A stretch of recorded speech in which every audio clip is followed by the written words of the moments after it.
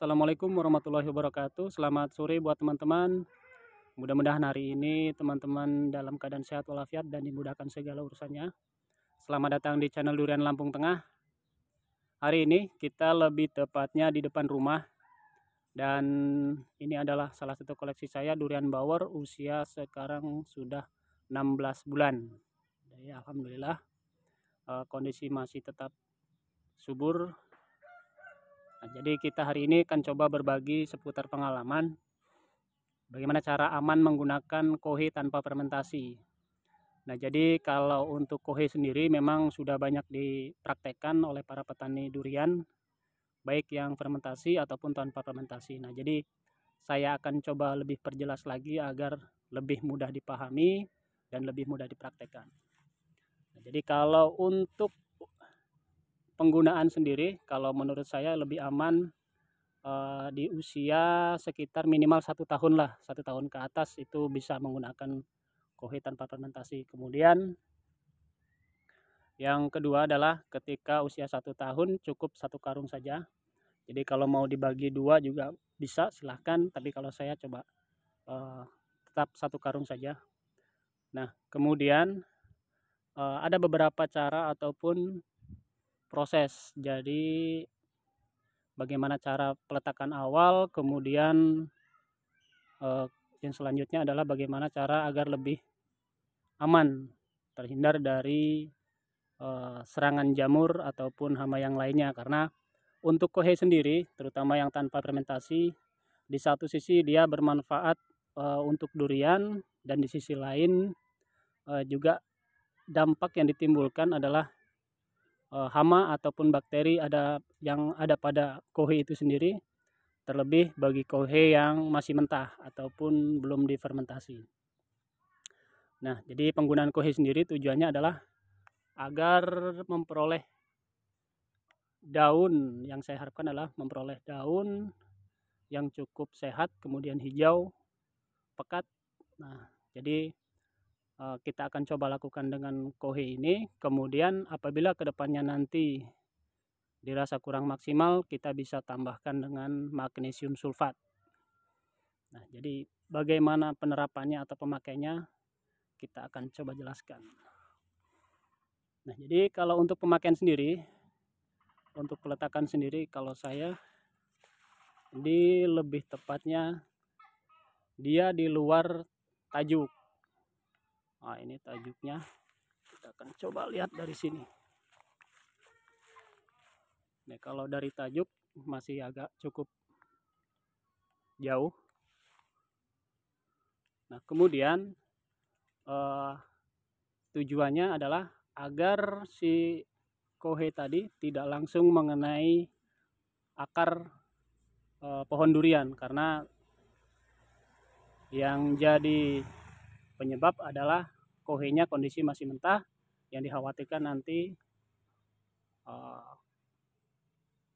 daun durian akan gosong, karena banyak kasus teman-teman yang menggunakan kohe ini daunnya bermasalah, yaitu seperti terbakar lah, kurang lebih seperti itu. Nah, belum lagi hama jamur yang ditimbulkan dari kohe. Nah, selanjutnya adalah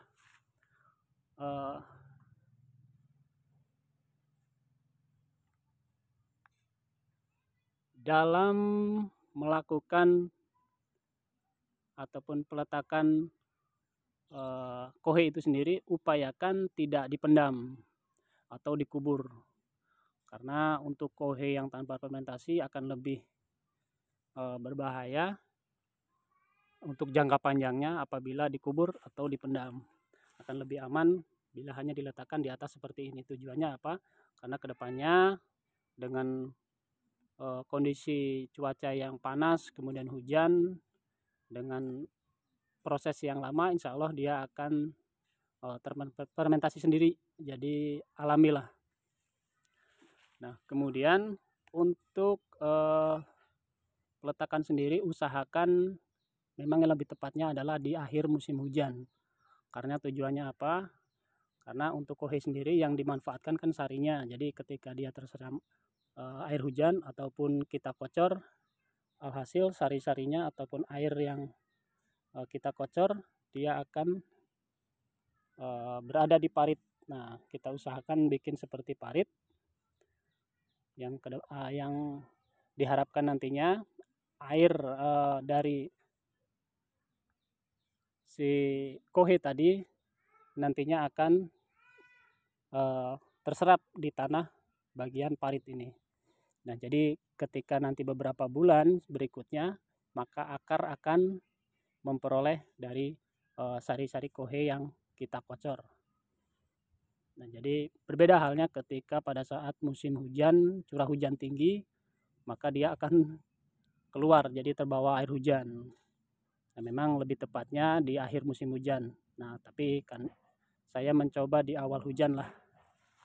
Jadi kalau sekiranya pada saat hari tidak turun hujan, sekitar 2 atau 3 hari saya lakukan kocor, tujuannya yaitu tadi agar sari-sarinya keluar dan kemudian dia berada di sekitaran parit. Nah, yang kita harapkan atau yang saya harapkan adalah dia terserap oleh tanah. Nah, kemudian untuk pencegahannya sendiri saya lakukan 3 tahap. Jadi yang pertama ini saya coba menggunakan E4. E4 ini berfungsi sebenarnya adalah tujuannya untuk fermentasi, tapi dalam hal proses pemberian pupuk kohe ini, E4 ini saya gunakan sebagai pencegahan hama jamur. Jadi untuk E4 ini saya lakukan pengocoran sekitar 2 bulan sekali. Jadi 2 bulan sekali saya lakukan pengocoran dengan E4 ini sekitar 2-3 tutup botol, kemudian saya campur dengan air sekitar 15 liter. Nah, kemudian saya kocor. Nah, kemudian yang kedua adalah dengan fungisida antrakol. Prosesnya sama, sekitar kurang lebih setengah sendok makan. Kemudian saya aduk dengan air atau campur dengan air sekitar 15 liter dan kemudian saya kocor. Jadi rolling. Jadi bulan ini menggunakan E4, kemudian bulan berikutnya menggunakan fungisida antrakol. Kemudian yang ketiga adalah ketika saat kita melakukan penyemprotan rutin pencegahan hama menggunakan insek dan fungisidanya. Kalau saya rutin 1 minggu sekali. Nah, di satu sisi kita menyemprot batang, daun, cabang pohon durian, kemudian juga kita semprot karung kohe ini. Nah, jadi dengan proses seperti itu, insya Allah kedepannya hama-hama yang ditimbulkan oleh kohe yang khususnya tanpa fermentasi ini, insya Allah akan lebih aman lah dan bisa dikendalikan. Jadi mudah-mudahan teman-teman bisa mempraktekannya dan insya Allah dengan cara seperti ini akan lebih aman. Nah, tapi apabila dirasa teman-teman mungkin masih ragu untuk menggunakan kohe tanpa fermentasi, bisa dilakukan dengan kohe yang sudah matang atau sudah fermentasi.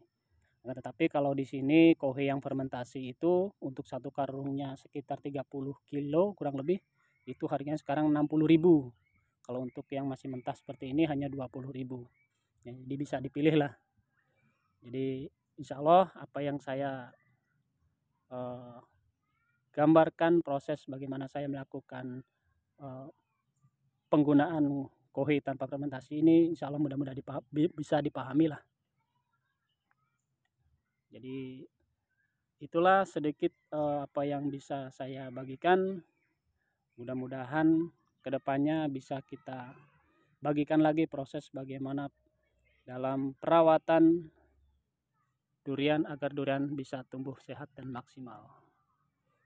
Demikian, mudah-mudahan bermanfaat. Assalamualaikum warahmatullahi wabarakatuh.